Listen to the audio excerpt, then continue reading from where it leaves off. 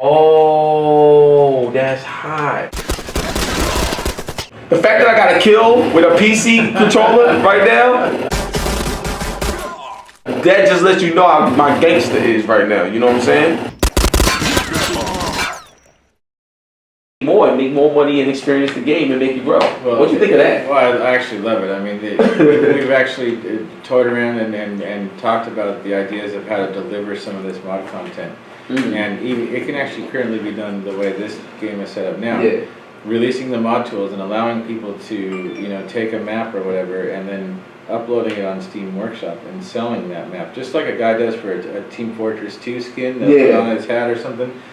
Same thing can happen here with maps, weapons, and other things for ReKoil, and and we haven't completely ruled that out at this point. I mean, where that could be a kind of a thing where someone can sell a map that they've created and generate some income for themselves on the side. I mean, if they've created a really, really great map that gets downloaded, a couple 100,000 times, for example, and it's $1 or whatever it is, and that generates some serious income over time. And so it's trying to give the opportunities for everyone to do something cool like that. I think the market is really full, full and ready for a lot of games to go the free to play route, but it has to be done right. There can't be pay to win, and there's a very fine line between the two.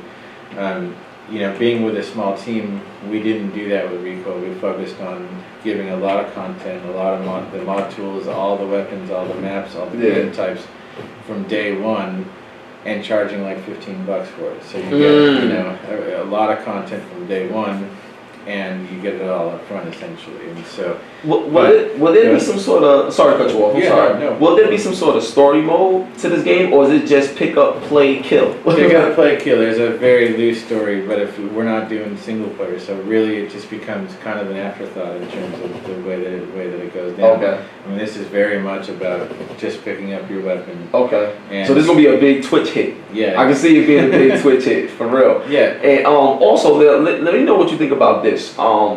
I have a friend, right, who just graduated from Full Sail University, and he's huge on games. Like, he went through the whole process for real, so he has that much more of a deep appreciation of game creators, and he's looking to get into the business. Like, what would you say to someone like that that's looking to get into business, and or do 505 games got some sort of program where people can really get involved in? Because when I look at other interviews, they don't really ask these type of questions, and like I feel that those type of things are important, because when you hear certain things from the horse's mouth, it gives you that extra boost of confidence that this is real for you. You know what I'm saying? That you can do it, and a lot of times it's who you know. You know what I'm saying? So I fell into this industry, so I mean, I come from a movie trailer background. I made movie trailers for 15 years, 16 years before I got into this, and I came into my office one day and someone had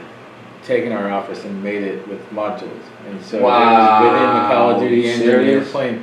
So, for me, I got into it by a desire to want to create something cool and then get that out in front of somebody, and then sort of, like I said, I ended up working with DICE on Battlefield and that type of thing through the modding, but it wasn't a traditional route. So in terms of advice that I give people, it's to never give up.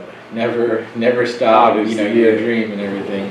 And the only way to get your foot in the door is by literally going and putting your foot in the door. I like that. I like the fact that you said that, because people feel like they don't want to be too forceful. No, break that door down if you need to, man. Because if you got the worst thing you can say is no. Yeah. So I mean, like, go get it. Like, it's really tough. I mean, you go to GDC, and that's a really an opportunity for people to get their resumes and things like that out in front of people.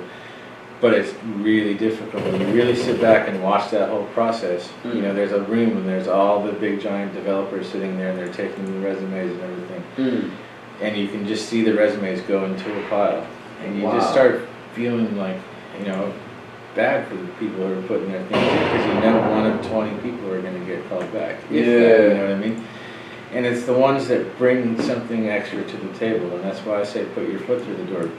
Be memorable. Do something that sets you out away from everybody else, and never stop doing it. You know, I mean, it's not going to happen in one day. You're not going to go to like a GDC and submit your resume and instantly get a job. It may happen for some people, but it won't happen for everybody. And the way that you keep doing it is by following up, make phone calls. You know, keep chasing after it. And if you don't do that, no one's ever going to come after you. Yeah. That's true. So, that's true. You know, you really got to start somewhere, and that's my recommendation. All right, I appreciate that. So for my final question, right now, in terms of competitive gaming, because we mentioned, you know, League of Legends and things of that nature and stuff like that, right? So in terms of competitive gaming, do you think, or like, what's your vision for ReKoil? Because I think a game like this, it has that core feel of the Counterstrikes in the world. Like, it's just real, raw. And I'm putting in the form of rap. I'm a hip hop artist, you know, as well. You know what I'm saying? So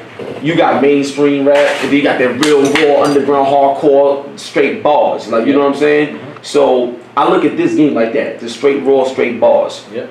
How do you get this to that esports market, that MLG market? Like, what's your vision for this? Because I really think this could go far because it's fun. Like, I really love the fun of it. Yeah.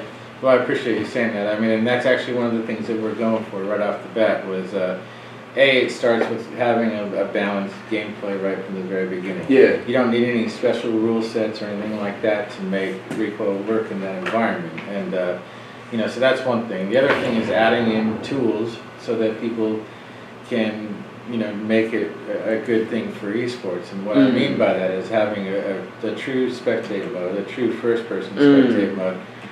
If you see here in our TV setup here, we've got... Oh, you already got Twitch right there! Yeah, so you can log in with your account into Twitch and you know, literally change the settings and that type of thing right from within the game. And all you do is hit start, and you're recording like that. Yo, that's crazy! And so, I mean, it does take a little bit of resource away from the actual game, so it runs a little less smooth than normally because you've got Twitch going. I mean, I figure as long as it's 60 frames and above, you're good. Yeah, and so, you know, that's you know, so that takes away from it a little bit, but having those tools alongside of the, you know, a really balanced game make it very much a candidate for esports, you know, in terms of offering those types of things. We'd also eventually will be putting in a full shoutcast menu, so you can like click on the player that you're looking at and then instantly go to his view. And that'll take us a little bit more time to get that fully integrated. Okay. But, you know, that aside, it also takes the extra effort on our behalf too. We have to have an esport manager that's really going after getting this thing into the ESA, the MLGs of the world, and that type of thing. And that's not easy to do. I mean, you mentioned it yourself earlier. There's a lot of shooters out there. Why would this one be special? Well, exactly. That's what I was figuring out. Because I was like looking. I was like, okay, you know, how's this gonna work? Oh, and matter of fact, this is the official last question. I'll be lying a lot. I'm telling you, I lie. Like during my interviews, I'll be like, last one, I'll be lying. But game modes. Like what's the modes that you're gonna have in this game, and is there anything different that we haven't seen from the traditional shooters that you got in this game from a game mode standpoint? We've got we'll be releasing with 7 or 8 game modes off the top. You'll have your pretty standard fare. I mean, we've got deathmatch, which we were playing, team deathmatch. We have a capture the briefcase, which is our version of capture the flag. Word, I like that. Domination. We've got a deathmatch version of what we're calling a hold the briefcase. So the longer you hold it, you know, then you get points for that, and that will spawn at different locations of the map and that type of thing. Oh, that's hot. And there's also a team hold the briefcase mode as well. We are still working on our search and destroy mode. Excuse me, which depending on when we release will either be in there or be just the patch following it. But I think if we push this thing back a few weeks, we'll be fine to get that into the build. And then there's another mode that we're calling, it's called the recondite, essentially, and it's totally it's totally off the wall. It's because we've got mod tools and everything, we wanted to do kind of a throwback tribute to an old Half-Life mod that there was called the Hidden. And basically, everybody there's like 12 guys. Say it's a deathmatch format. Everyone's, you know, basically playing for themselves. But one guy spawned into the game and he's completely invisible. And all he has is his knife, a couple grenades. And if he stands perfectly still, no one can see him. If he runs, he shimmers like the Predator, and he's really much faster than everybody else. So he can get through the map really quickly. And And the idea is basically to hunt him down, and once you kill him, you become the hidden, essentially. Oh, that's crazy. Yo, you just got me hyped. You just gotta hold the belt for a second. I'm gonna wear it. You gotta hold the belt just like that. So like just to cap off the interview, son. Yo, first of all, I just want to say thank you so much for your hard work, man. You guys gonna be at Comic Con, so I hope to see some ReKoil you at Comic Con. And in terms of like your passion to do this, you know what I'm saying? Like, I know you came from the movie trailer background, right? But now that you're here in the game industry and you're making games and you see what other people's doing and you're learning more and stuff like that, you know, what has been your best experience in the game industry from a developer standpoint? Just if you can name one. It's being here with people like yourself, dude. I mean, this is this is what it's all about. You gonna make me emotional on camera, son. Yo, God bless you, man. I appreciate it. See, that's what I'm talking about. 505 gangster. We out, baby. Oh, that was crazy. Oh, give me a hug.